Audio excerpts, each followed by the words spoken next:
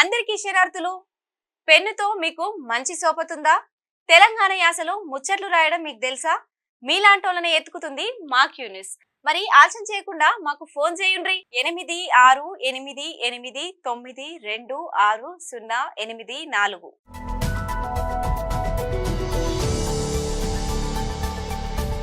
Hi hello నమస్తే, welcome to Q news. నేను మీ సిద్ధగౌని Sudarshan, madam శ్యామ్తో కలిసి. ఇక మొత్తం మీద ఒక నటికి సంబంధించి, నటి తర్వాత వైద్యురాలికి సంబంధించి ఏపీలో సంచలనంగా మారింది, వివాదాస్పద అంశంగా మారింది. అందులో ఇక్కడ కుక్కల విద్యాసాగర్ రావు అనేటువంటి వైఎస్ఆర్సీపీ కృష్ణా జిల్లా నేత ఏమైందంటే, అసలు యాక్చువల్గా కాదంబరి జైత్వాని అనేటువంటి నటి తర్వాత వైద్యురాలతోటి ఈయన 2015లో పరిచయం పెంచుకొని ఆ తర్వాత ఆమెని అంటే పెళ్లి చేసుకుందాం అనేటువంటి ప్రతిపాదన కూడా పెట్టిండట. పెట్టిన తర్వాత అసలు యాక్చువల్గా ఇదంతా మనం బ్యాక్గ్రౌండ్ చెప్పుకొస్తా ఉన్నాం, ఎందుకు ఏం జరిగింది అనేటువంటి విషయం చెప్పాలి కాబట్టి చెప్పుకొస్తా ఉన్నాం. అయితే పెళ్లి ప్రతిపాదన కూడా పెట్టుకున్న తర్వాత ఇదంతా జరుగుకుంటూ వస్తుంది. లాస్ట్కి వస్తే ఈ 2023లో అసెంబ్లీ ఎన్నికలు వచ్చినాయి.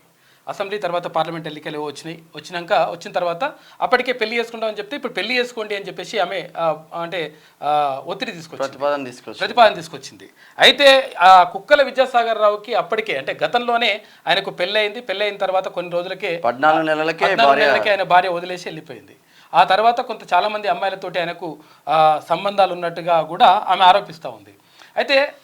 అయితే ఇదంతా జరుగుతున్నటువంటి క్రమంలో తర్వాత ఎవరినన్నా ఒకరిని పెళ్లి చేసుకోవాలి, లేకపోతే ఇంకొకరిని అంటే అట్లా చూసుకోవాలన్న ఉద్దేశంతో ప్రేమాయణం నడిపిండు, కాదంబరితో ప్రేమాయణం నడిపిన తర్వాత ఇదంతా కూడా నడుచుకుంటూ వస్తుంది. అయితే ఈ ప్రేమాయణం నడుస్తూ ఉంది కానీ కనీసం మరి పెళ్లి చేసుకోవట్లేదు అనేటువంటి ప్రతిపాదన తీసుకొచ్చేసింది ఎవరు ఆమె కాదంబరి ప్రతిపాదన తీసుకొచ్చింది. బట్ విద్యాసాగర్ ఏం చేసిండే, కుక్కల విద్యాసాగర్ ఆమెకు న్యూడ్ కాల్స్ చేయడము, బూతు పురాణం చెప్పడము, బూతులు తిట్టడము, వీడియో కాల్స్ చేయడం, తర్వాత బూతులు తిట్టడం, ఇష్టం వచ్చినట్టుగా ఇవన్నీ కూడా రకరకాలుగా ఏది అనిపిస్తే అది చేసిండు.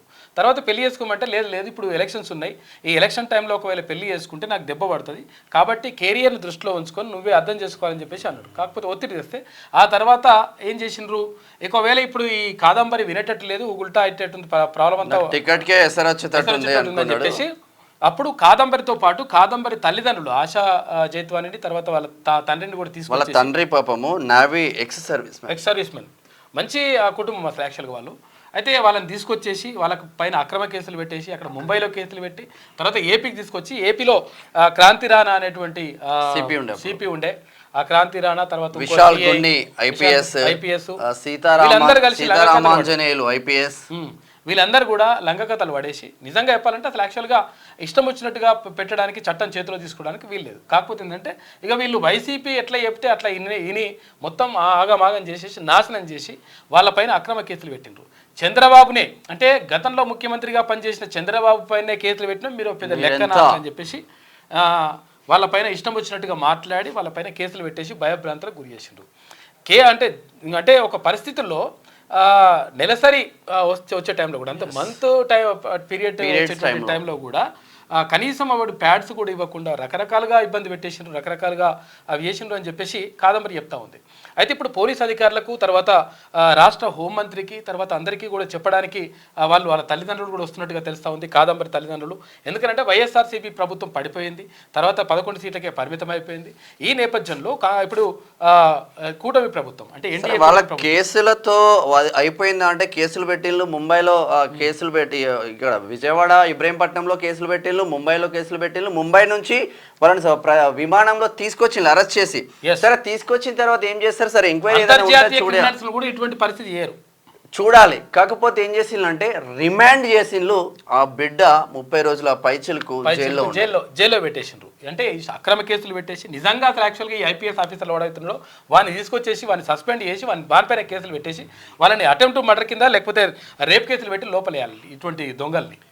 అంటే ఐపీఎస్ ఆఫీసర్లు అంటే ఎందుకున్నారు నాయన, అంటే డబ్బా కొట్టినందుకు తర్వాత ఏం చేయమంటే వ్యవస్థలో ఖద్దర్ చొక్కాలకు కాకి చొక్కాలు ఎప్పుడైతే భయపడుతుందో ఇటువంటి దుర్మార్గమైన ఆలోచన వస్తుంది. అంటే సరే ఇప్పుడు వాడేదో అంటే రకరకాలుగా చేసిండో తర్వాత కుక్కలోడో మరి నక్కలోడో కానీ అట్లా అయిపోయింది జరిగింది అనుకుందాం.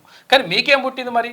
పోలీసులు అధికారులకు అంటే ఉన్నతాధికారులు కదా, ఐపీఎస్ ఆఫీసర్లు, తర్వాత వాడు సిఐ ఒకటి ఉన్నాడు, వీళ్ళంతా కూడా ఇష్టం వచ్చినట్టుగా నన్ను ఇట్లా వేసిండ్రు అని చెప్పేసి వేధించిండ్రు, తర్వాత నన్ను బాధించిండ్రు, హింసించిండ్రు అని చెప్పేసి కాదంబరి చెప్తా ఉంది.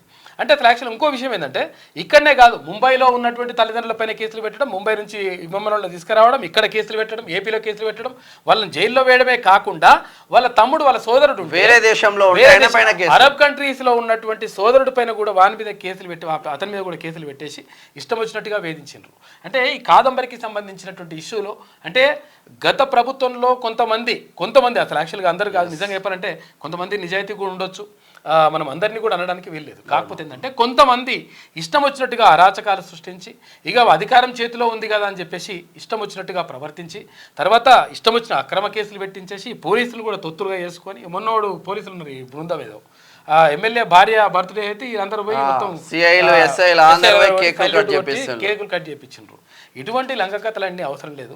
విషయం ఏంటంటే ఇదంతా కూడా అంతో ఇంతో మరి ఏపీలో నడుస్తుంది. ఇటువంటి దుర్భాగ్యమైనటువంటి పరిస్థితి మరే రాష్ట్రంలో కూడా లేకుండా తెలంగాణ తెలుగు రాష్ట్రమైనటువంటి తెలంగాణలో కూడా ఇటువంటి పరిస్థితి లేదు. కాకపోతే ఏంటంటే అంటే ఒక పద్ధతి ప్రకారం ఉంటుంది, ఒక లెక్క ఉంటుంది. లేకపోతే ఒకవేళ వాడుకు కాకపోతే నేను తర్వాత చేసుకుంటాను ఏదో కన్విన్స్ చేస్తారు. అంటే నువ్వు మోసం చేస్తున్నావు కాబట్టి తర్వాత అమ్మాయిని ఇట్లా రకరకాలుగా హింసించినావు వాడుకున్నావు కాబట్టి. అయితే ఇదంతా చేయకుండా ఈ కుక్కల విద్యాసాగర్ అనేటోడు రకరకాలుగా వేధింపులకు గురి చేసిండు కాబట్టి కాత్యాయని ఏంది కాదంబరి 100% నేను అంటే అక్కడ మా తల్లిదండ్రులు వస్తూ ఉన్నారు, ఇక్కడ హోమ్ మినిస్టర్ని ఇప్పుడు ఉన్నటువంటి హోమ్ మినిస్టర్ని కలుస్తాం, అనితని కలుస్తాం, తర్వాత ఇంకా ముఖ్యమంత్రిని కలుస్తాం, అందరినీ కలిసి 100% ఈ విషయం పైన ఏం జరిగింది ఏం కథ అనేది వివరిస్తాం. ఎందుకంటే మాకు జరిగినటువంటి అన్యాయం అంతా ఇంత కాదు. అయితే మేము ముంబై వాళ్ళం అని చెప్పేసి అంటే మేము తెలుగు వాళ్ళం కాదని చెప్పేసి మా పైన ఇష్టం వచ్చినట్టుగా రకరకాలుగా అట్లా చేసిండ్రు, రకరకాలుగా హింసించిండ్రు, ఇంకా అసలు చెప్పలేనటువంటి విషయాలు కూడా చాలా ఉన్నాయి అని చెప్పేసి ఆమె అంటా ఉంది. కాబట్టి ఎట్టి పరిస్థితుల్లో కాదంబరికి న్యాయం జరగాలి.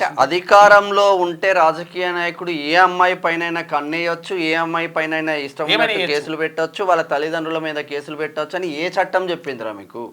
సరే ఆ గాడిది కొడుకులకు తెల్ల చొక్క వేసుకున్న గాడిది కొడుకులకు అంటే బుద్ధి లేదు కావచ్చు. పోలీస్ ఆఫీసర్, సివిల్ సర్వెంట్లు, మీరు సివిల్ సర్వెంట్లు ఎవరి కోసం పనిచేస్తా ఉన్నారు? ఊడిగం చేస్తా ఉన్నారా రాజకీయ నాయకులకి? ఒక ఆడబిడ్డ కదా, ఆడబిడ్డకు అన్యాయం చేయాలనే ఆలోచన ఎట్లా వచ్చింది మీకు అసలు? కాదు, అధికారంలో ఉంటే ఇష్టం వచ్చినట్టుగా ఇట్లా ఇప్పుడు ఏం చేసిందని ఇప్పుడు అన్ని రోజులు కేసు పెట్టి లోపలేసి తర్వాత విమానంలో తీసుకురావాల్సిన అవసరం ఏమొచ్చింది? అంతర్జాతీయ స్మగ్లర్లు లావా లేకపోతే ఇంకేమన్నా ఇవన్నీ కూడా అంటే కాదంబరి విషయంలో జరిగిన ముఖ్యమంత్రి చంద్రబాబు నాయుడుకి కంప్లైంట్ చేయబోతా ఉన్నది, మంగళపూడి అనిత హోమ్ మినిస్టర్ కి కంప్లైంట్ చేయబోతున్నారు. దీనిపైన పూర్తి ఎంక్వైరీ చేస్తే ఈ ముగ్గురు ఐపీఎస్ ఎవరైతే ఉన్నారో వీళ్ళని సర్వీస్ నుంచి రిమూవ్ చేయాలి, సస్పెండ్ కాదు. రిమూవ్ చేయడంతో పాటు వాళ్ళపైన కేసులు పెట్టాలి, రేపులు కేసులు పెట్టాలి, రకరకాలుగా వాళ్ళకి ఏం కేసులు ఉంటాయో లైంగిక వేధింపుల కేసులు. విశాల్ గుండి అంటే నాకు మంచి అభిప్రాయం ఉండే అన్న, ఆయన ప్రజల కోసం పనిచేస్తాడు, IPS officer, young dynamic senior officer అన్న పేరు పట్టుకుంటే ఇట్లా తయారవుతారు లెక్క. కాబట్టి ఈ కుక్కల విద్యాసాగర్ రావు తర్వాత ఈ కథా కమవేశికి సంబంధించి ఏపీలో దర్యాప్తు జరుగుతూ ఉంది. దీనికి మళ్ళా కర్త కర్మ క్రియ సజ్జల రామకృష్ణారెడ్డి ప్రభుత్వ సలహాదారు, ఆయన కూడా పెద్ద మనిషి పోస్ట్ లో ఉంటే పెద్ద మనిషి ఆడపిల్లకు తర్వాత రాష్ట్ర ప్రభుత్వానికి అప్పటి ప్రభుత్వ సలహాదారుగా ఉండే ఎప్పుడు జగన్ ప్రభుత్వంలో సలహాదారుగా ఉన్నటువంటి సజ్జల రామకృష్ణారెడ్డి ఇక ఈ కుక్కల విద్యాసాగర్ రావు కుక్కలోనికి ఇట్లా ఇదంతా చేస్తా ఉన్నట. కావాల్సింది ఏంటి అంటే నిజాయితీగా వ్యవహరించండి. ఎందుకనంటే యాక్చువల్గా నిన్న చంద్రబాబు నాయుడు ఒక ప్రెస్ మీట్ పెట్టి చెప్పిండు, ఎమ్మెల్యేలు కానీ మంత్రులు కానీ ఇష్టం వచ్చినట్టుగా ప్రవర్తించడం కానీ మితిమీరి మీరు కానీ మీ కుటుంబ సభ్యులు కానీ ఇష్టం వచ్చినట్టుగా ఏమైనా చేస్తే మీ తోలు తీస్తా అనేటువంటి మాట మాట్లాడాడు. ఎట్టి పరిస్థితుల్లో వాళ్ళను ఉపేక్షించే పరిస్థితి లేదని చెప్పేసి చంద్రబాబు నాయుడు చెప్పిండు. కారణం ఏంటి అంటే ఆయన చెప్పడానికి కూడా కారణం ఉన్నది. విషయం ఏంటంటే ఇటువంటి అరాచకాలు చేసినారు, ఇటువంటి అక్రమాలు చేసినారు, ఇటువంటి దుర్మార్గాలకు పాల్పడ్డారు కాబట్టి అంటే అక్కడ జగన్మోహన్ రెడ్డి అనవసరంగా అంటే మొత్తం బదనాం అయిపోయిండు, తర్వాత మొత్తం ప్రభుత్వమే కుప్పగూలేటువంటి పరిస్థితికి వచ్చింది. కారణం ఏంటి అంటే మీరు ఇప్పటికి కూడా ఇంకా అరాచకాలు చేస్తాం, ఇంకా పీక్తం చేస్తాం అని బూతు మంత్రులతో సగం చచ్చిపోయిన ఇటువంటి దరిద్రులతో ఇంకా సగం చచ్చిపోతారు. ఇక మీరు అట్లనే లీడర్లను కొనసాగిస్తా ఉంటే కనీసం ఇప్పుడు తర్వాత పార్టీనే ఉండదు కాదు, సున్నా కూడా మిగిలది మొత్తం ఊడ్చిపెట్టిపోతుంది. కాబట్టి ఇక్కడ కాదంబరికి సంబంధించి మహిళలకు మేము అది చేస్తాం, మహిళలకు ఇది చేస్తామని చెత్త డబ్బాలు కొడతా ఉంటారు. మరి మహిళా కమిషన్లు ఏం చేస్తున్నట్టు? కాబట్టి ఇప్పుడున్నటువంటి చంద్రబాబు నాయుడు ప్రభుత్వం ఈ కాదంబరి విషయంలో 100% నిర్ణయం తీసుకోవాల్సిన అవసరం ఉన్నది. ఎవరైతే దోషులుగా ఉన్నారో, ఎవరైతే నిందితులు ఉన్నారో ఆ నిందితులను విచారించి వాళ్ళు దోషులుగా తేల్చి వాళ్ళ పని చేసి, ఒకవేళ వాడు ఆఫీసర్ అయితే ఆఫీసర్ని కూడా వాడిని బండ తీసుకొని కొట్టి వాడిని ఆ సర్వీస్ నుంచి రిమూవల్ చేసి తర్వాత వాళ్ళపైన కేసులు నమోదు చేసి లోపలేయాల్సినటువంటి బాధ్యత ఇప్పుడున్నటువంటి చంద్రబాబు ప్రభుత్వానికి ఉన్నది. అక్కడ అంటే ఏపీలో ఉన్నటువంటి ఎన్డీఏ ప్రభుత్వానికి ఉన్నది. కాబట్టి 100% చేయాలి. ఎందుకంటే లేకపోతే అసలు యాక్చువల్గా ఇంకా అంటే ఆంధ్రప్రదేశ్ అంటే తెలుగు రాష్ట్రాల్లో ఇటువంటి పరిస్థితులు జరుగుతాయి, ఇక అసలు మహిళలకు రక్షణ లేదనేటువంటి సంకేతాలు కూడా దేశవ్యాప్తంగా పోయేటువంటి ప్రమాదం ఉన్నది. కాబట్టి 100% కాదంబరికి న్యాయం జరగాల్సిన అవసరం. కోల్కతాలో ఒకటే కోల్కతాలో ట్రైనీ డాక్టర్కి సంబంధించిన చిన్న ఇష్యూ కోల్కతా ప్రభుత్వం పశ్చిమ బెంగాల్ ప్రభుత్వం మొత్తం కూలగొట్టే వరకు వచ్చేసింది. అంటే ఆ సిచ్యువేషన్ మీరు తీసుకోకండి. కాబట్టి కాదంబరికి 100% న్యాయం జరగాల్సిందే. తర్వాత ఇంకోటి ఏంటంటే సిఐడి అధికారులు అక్కడ ఏపీ అధికారులు దర్యాప్తు జరుపుతూ ఉన్నారు. ఈ దర్యాప్తులో పూర్తి వివరాలన్నీ కూడా బయటకు వస్తాయి. బయటకు వచ్చిన తర్వాత ఎవడెవడున్నాడో వాడు కుక్కలోడా బిక్కలోడా తీసుకొని మరి లోపలేసి అసలు పరిస్థితి ఏందని చెప్పేసి దర్యాప్తు చేసి 100% ఎవరు దోషులైతే వాళ్ళకు శిక్ష పడాల్సిన అవసరం మాత్రం 100% ఉంది. ఇది కాదంబరికి సంబంధించినటువంటి ఇష్యూ.